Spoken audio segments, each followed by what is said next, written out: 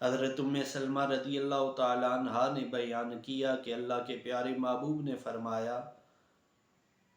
علی مع القرآن والقرآن مع علی ابن ابی طالب لن یتفرقا حتی یرد علی الحوض او کما قال۔ اللہ کے پیارے محبوب نے فرمایا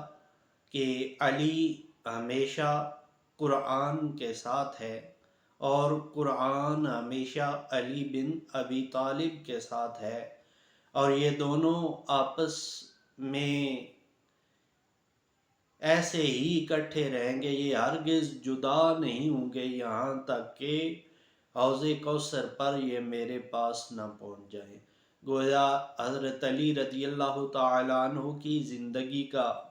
ہر لمحہ اور ہر گھڑی قرآن مجید فرقان حمید کے ساتھ جڑی ہوئی ہے،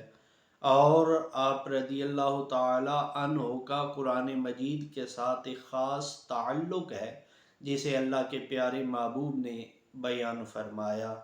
اور آئیے ہم مولا علی شیر خدا رضی اللہ تعالیٰ عنہ جو کہ مومن اور منافق کی پہچان ہے،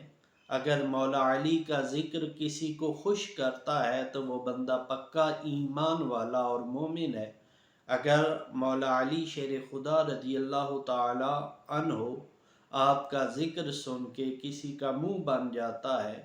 تو وہ پکا منافق ہے، اور یہ معیار اللہ کے پیارے محبوب کے صحابہ کرام نے ہمیں عطا فرمایا۔